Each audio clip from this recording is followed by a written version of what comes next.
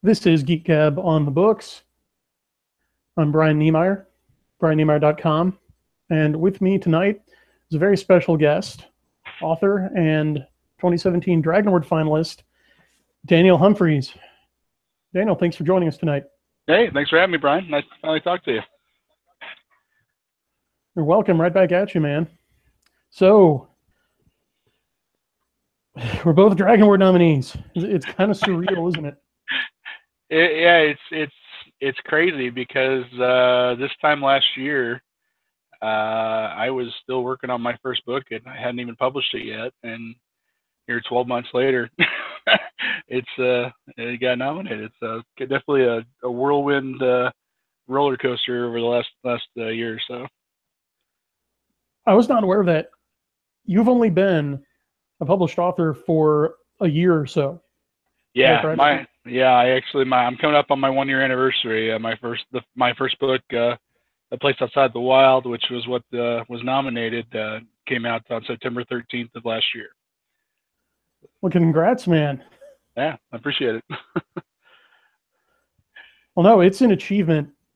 Okay, just to get a book out there, because I had a little infographic that I made a while back and had on my blog, and I'm not going to do everyone the disservice of having 5 minutes of dead air while I root for my hard drive looking for it. I'm not even sure which one it's on, but just to shoot from the hip from memory, something like 80 million Americans respond to surveys saying that, yeah, they think they got a book in them. They want to write a book.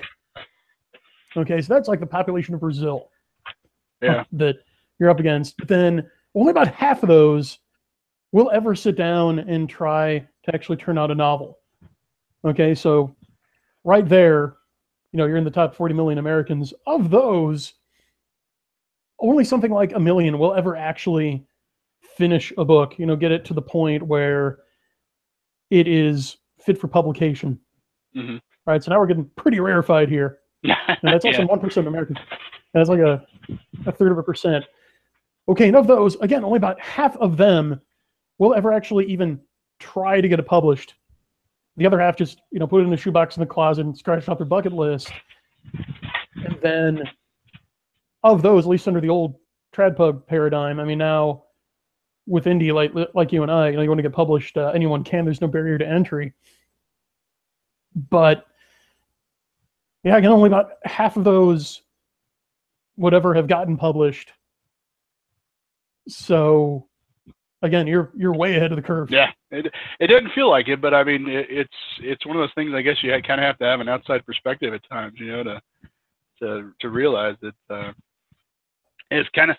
I don't know. I struggle to say. I guess I really shouldn't say it was my first book. I wrote 2 or 3 in my early 20s that are hidden under my desk and are never coming out for air. So to speak. So it's always been something I've been working at, I guess you'd say. So it's just kind of cool to get the validation, I guess. All right, and for the folks at home who might be new to your work, what is your preferred genre? It's kind of a funny story. I'm really big into urban fantasy. That's kind of where I wanted to go. But when I sat and I finally, committed myself, I was going to sit down. I was going to get it going. I have, my notebook full of ideas and plot lines and everything. And this zombie story would just not get out of my head. And so I said to myself, fine, we're gonna get rid of this. We're gonna pump it out, clear the battle space, so I can focus on what I really want to write. Got the first one out, and I'm thinking, okay, I'm done. No sequel, nothing, and I'm almost done with the sequel now. So the best laid plans. Yeah, exactly. Sometimes your muse just takes a hold and is like, no, buddy, no, I don't care what you had scheduled for today. We're doing this. Yeah, absolutely. So right now, I mean, my plan is once this is done to kind of dive back into my urban fantasy series for at least 2 books, if not more. But who knows? I mean,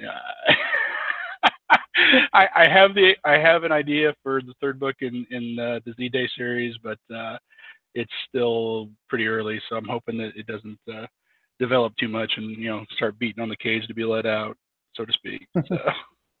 Hello, folks. I know that Dan is being a bit coy here, a bit self-deprecating, but friend of the show, Alfred Jennison, the Injustice Gamer, has called A Place Outside the Wild nothing short of a masterpiece. Felt it was fully deserving of the Dragon Award. Now, you were up against Cory Doctorow, right? Yeah, it was a tough category. There was some good competition in there. It was kind of funny too. I was on a zombie panel at LibertyCon, and at the time I was just kind of in awe. I'm like, wow, here's Mark Wandry and Sarah Hoyt sitting next to me, and I'm just kind of like, holy crap, and it's real funny because Mark Wandry had a nomination for the first Dragon Awards, and I think he had one this year too. And then I got mine, and then John Holmes got one. He was on the same panel, so pretty much everybody on that panel has been nominated at least once, except for the Hoyts. So it's kind of strange looking back on it now. So I guess I belonged there more than I thought I did at the time. Yeah, isn't it interesting how many relatively new faces have been nominated the first 2 years of the Dragons, especially compared to the Hugos? And also, you and I share the honor of being defeated by guys named Cory. There were two Corys. Yeah. These are the Dragon Awards. Had among the winners were two Corys. I feel like it's the '80s again. I'm watching the Lost Boys or something. Yeah, exactly. Yeah, I don't know which one to be Haim, which one to be Feldman, but that's how it worked out. So, yeah, I'm gonna say the Doctor was Feldman. That's my gut. Yeah, I can see that. Yeah, Mark Wandry was nominated this year for Cartwright's Cavaliers. That's what I was thinking. I thought it was Mill Sci-Fi. So, yeah, I don't know. It was interesting how it shook out. I mean, it definitely had a lot more participation this time around, which is good. I mean, it's growing. It was kind of rough on some of the indies, but it looks. But it was a good distribution, I thought. It had a lot of different winners, And honestly, the one thing that hit me about it, you look at the Hugos, and I mean, you usually say there's a couple books in each category. You say, okay, that's pretty good. I mean, other stuff, you'd be like, I've never heard of that, but pretty much everything that got nominated, I'm looking at it going, okay. I mean, there are some here and there, particularly in horror. I'm not a big horror guy, but yeah, I mean, I'll forgive you.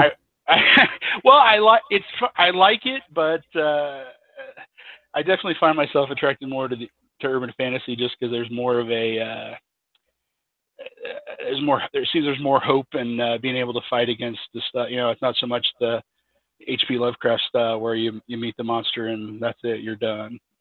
I definitely like being able to beat the monsters, and especially when I write. So, yeah, that's an important definition in the difference between horror and fantasy. Is it normally like in horror, the opposition is not invincible, if even comprehensible. Yeah. Right. It's almost a force of nature personified or something. Horror doesn't often have a happy ending entirely. Like the characters, like they get their scars, especially with Lovecraft, and usually the mental variety. Mm-hmm. But you bring up a good point. I just wanted to recap for the folks at home the voting stats of this year's Dragon Awards, and also I'm going to compare them to this year's Hugos, so that this will be fun. Now I'm going to start with the Hugos first. So there were 2,464 nominating ballots cast this year, which is down around about 40% from last year.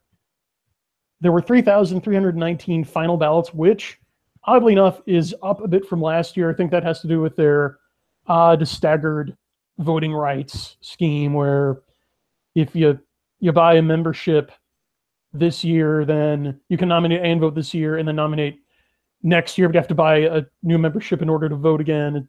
It's kind of weird. Mm-hmm. And now getting to the Dragons, first of all, they announced there were 144,000 total votes cast.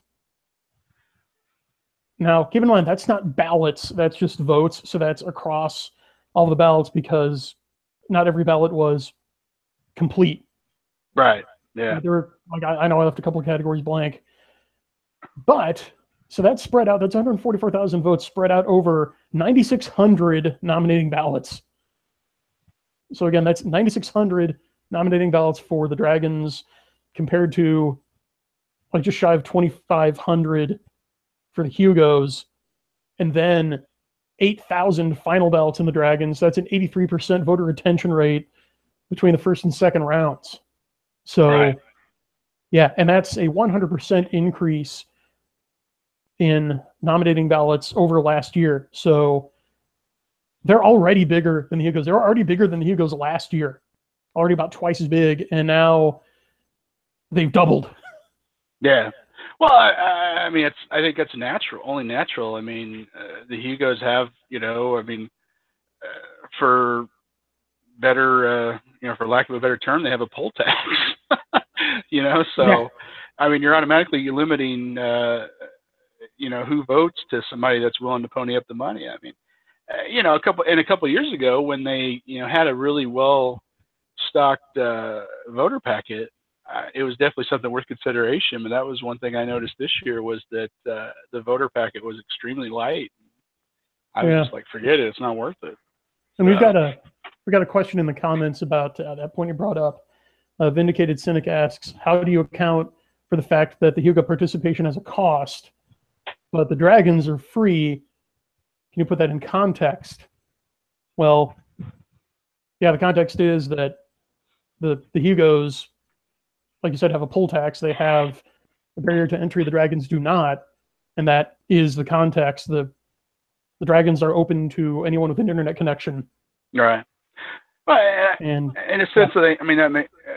The Dragons, to me, seems like the convention itself is kind of subsidizing the award, the infrastructure of the voting and the awards and all that stuff. Whereas with Worldcon, it's so small and I don't know, I guess the memberships is, that's, subsidizing, their admission costs. I would guess. I don't know how many people go to the Hugos. It's what, a couple thousand, if that. You're automatically, they've got a much, smaller budget to work with, so you got to do something. Absolutely. Yeah, I think that's a good take. So, I mean, there it is. That's the difference and between the two awards. And yeah, the Dragons doubled in participation. Hugo nominating ballots at least declined by 40%, so almost negative reflections of each other. And considering that there was one of my readers, Man of the Atom, who graphed the 10-year increase in Hugo participation and cross-referenced it with Sad and Rabid Puppies participation years. And yeah, it really does look like that bump was mostly due to the various puppy groups' participation. And now that they've largely walked away from the Hugos, I know Larry Correa in particular expects Hugo participation to continue to drop off. Yeah. Yeah, and I mean, also, if you look at the winners of the Dragon Award this year, yeah, I mean, it really seems to have hit its stride. You really can't argue that anything unpopular won. If there were any real oddball choices, it's just fans came out and voted for what the fans like. Yeah, I mean, you can quibble about various winners over ones that didn't, but I mean, I think that's just the strength of what was there. Agreed. I don't know that they're going to release the votes, but I would bet that they're pretty. I would imagine that most of the categories were pretty balanced out. It was probably a pretty close all around. Yeah, it'd be interesting to know. So, to switch gears for a second, you said that you were working on a sequel to A Place Outside the Wild. Yes. Can you tell us about that? Yeah. Basically, just in case anybody's new to it, the high-level view of A Place Outside the Wild. It's 8 years after the zombie apocalypse, and I kind of took the approach that the most interesting part of the genre to me is not so much the outbreak and what happens immediately following the outbreak. It's how do we rebuild, how do we endure, and that was kind of the main focus of the first book. Second book is has a little more action to it. There's a MacGuffin they need to get to, and everything amps up to 11 in comparison to the first one. So the first one was set primarily in the Midwest, in some fairly small areas, and this time they're going to Los Angeles. So got a little bit more population to work with. The sequel is called A Place Called Hope, which is a reference to the first one. I won't spoil it for anybody that hasn't read it. So. Okay. So thanks for naming the sequel. Someone in the in the chat was asking if it was called A Place Inside the Wilds. Yeah, I saw that. Okay. Oh, good. Glad to see that you're watching the chat. If you want to respond to anybody in the chat there, just absolutely, feel free.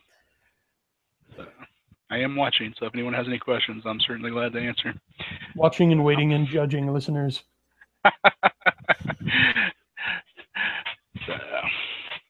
Okay, now a large segment of our listenership are aspiring writers or even accomplished authors. Told me that they like to get their fix of writing advice, practical, actionable writing advice every episode. I'm going to put you on the spot here. What is one piece of writing advice that you would give to our audience? I try to write every day. I think when something becomes a habit, it is easier to just sit down and do it. Even if it's 500 words a day, I like to sit down and do something, whether it just maybe even be notes for a scene or, ideas for dialogue. A lot of times I will have my phone and I'll be thinking of something and I'll stop where I'm at and sit down and just jot a note in there and, email it to myself and try to translate it later when I have time to actually sit down and look at it and figure out where I'm going. But it's kind of nice, old days you have to carry a notebook around or a micro cassette recorder. Now you just flip the phone out and start tapping away. So my wife's always asking who I'm texting. Yeah, I'll amplify that. So your advice is solid. Try to write every day, make time for your muse, make it a habit, and also write it down. Yeah.